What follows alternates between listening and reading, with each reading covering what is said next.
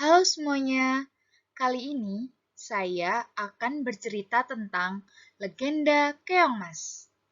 Tidak usah lama-lama, yuk kita simak ceritanya. Pada zaman dahulu, di sebuah kerajaan Daha, dipimpin oleh seorang raja yang bijak bernama Raja Kertamarta.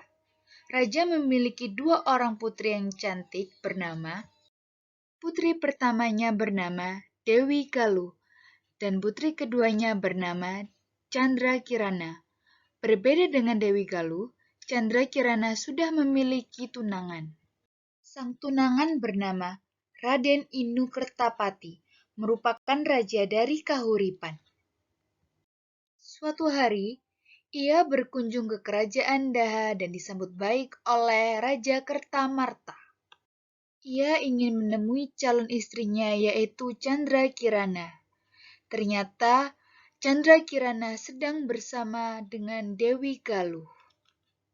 Selamat pagi Chandra Kirana, selamat pagi Dewi Galuh. Selamat pagi Pangeran Inu. Aku mau ke kamar saja. Kenapa?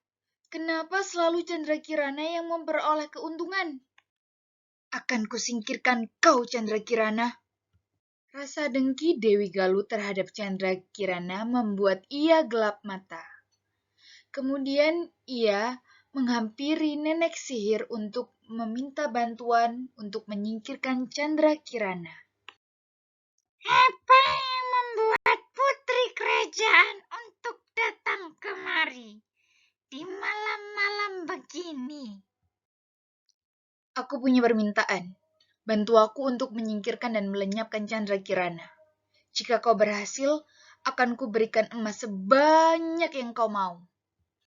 Nenek sihir pun menyetujui permintaan Dewi Galuh. Ia mau bekerja sama dengan Dewi Galuh dengan imbalan sejumlah banyak emas.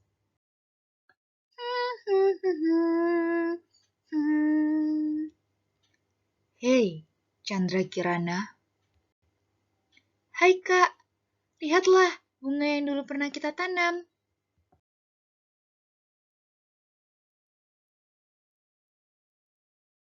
Hah? Siapa nenek tua itu, Kak? Kukutuk kau menjadi seekor keong.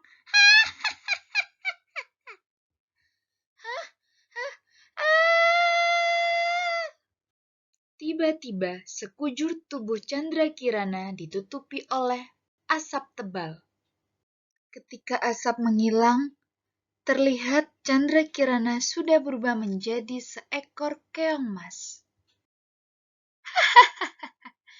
Kutukan ini akan menghilang jika kau bertemu dengan tunanganmu. Sebelum itu terjadi, kuenyahkan dulu kau. Akan kuceritakan pada ayah kalau kau telah menghilang. Wah! Kenapa kakak begitu jahat kepadaku? Apakah aku ada salah? Aliran sungai pun membawa jauh Chandra Kirana dari kerajaan Daha. Tiba-tiba, apa ini? Wow, keong berwarna emas. Belum pernah aku melihat keong seperti ini. Ternyata jaring tersebut milik nenek tua yang sedang mencari ikan. Sang nenek pun akhirnya membawa pulang dan merawatnya dan diletakkan di sebuah tempayang. Keesokan harinya, tanpa sepengetahuan nenek, keong mas berubah menjadi wujud manusia sampai siang hari. Wah, tak terasa hari sudah siang. Aku belum menyiapkan makan untuk nanti sore. Sang nenek pun akhirnya pulang ke rumah. Betapa terkejutnya ia karena di meja sudah terhampar banyak makanan yang enak-enak. Siapa yang sudah memasak semua masakan ini? Keesokan harinya, Ketika nenek sedang mencari ikan di sungai, lagi-lagi saat pulang ke rumah sudah tersaji banyak makanan yang enak-enak. Karena penasaran, keesokan harinya nenek pulang lebih awal karena ingin mengetahui siapa yang memasak makanan itu semua. Akhirnya, nenek pun mengendap-endap menuju dapur, dan terdengar suara orang sedang masak di dapur. Dan nenek pun akhirnya terkejut melihat gadis cantik yang sedang memasak di dapurnya. Akhirnya, Chandrakirana pun menceritakan semuanya kepada nenek.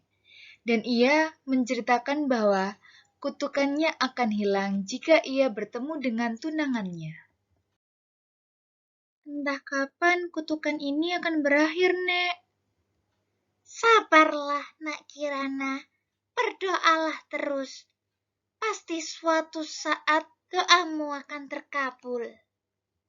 Sementara itu, di kerajaan Daha, Raden Inu berniat untuk mencari Chandrakirana dengan berpura-pura sebagai rakyat jelata. Mendengar Raden Inu berniat mencari Chandrakirana, Dewi Galuh memberitahukannya kepada nenek sihir.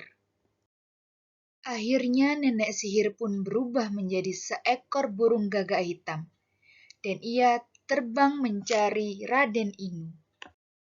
Ketika Raden Inu di jalan mencari tunangannya, tiba-tiba datanglah seekor burung gagak hitam yang menghampirinya.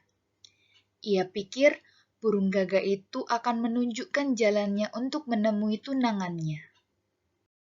Di tengah perjalanan, Raden Inu melihat seorang kakek-kakek yang sedang terduduk lemas. Ternyata kakek-kakek itu belum makan berhari-hari.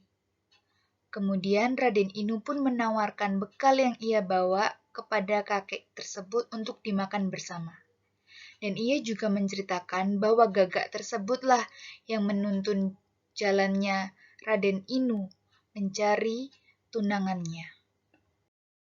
Tanpa diduga, sang kakek mengayunkan tongkatnya dan menyihir nenek sihir tersebut. Ternyata di balik burung gagak tersebut adalah nenek sihir yang sudah membohongi Raden Inu. Akhirnya, kakek tersebut menyuruh Raden Inu untuk mencari tunangannya di desa Dadapan.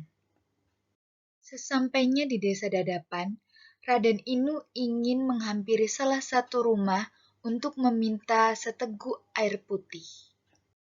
Dan ternyata ia berhenti di rumah nenek yang menolong tunangannya tersebut. Chandrakirana dan nenek pun ikut kaget dan merasa senang akan kehadirannya Raden Inu. Akhirnya, perjumpaan Raden Inu dan Chandrakirana membuat kutukan Chandrakirana sirna. Dan akhirnya, mereka kembali ke kerajaan Daha dan hidup bahagia. Mereka juga memboyong nenek tersebut yang sudah membantu Chandrakirana.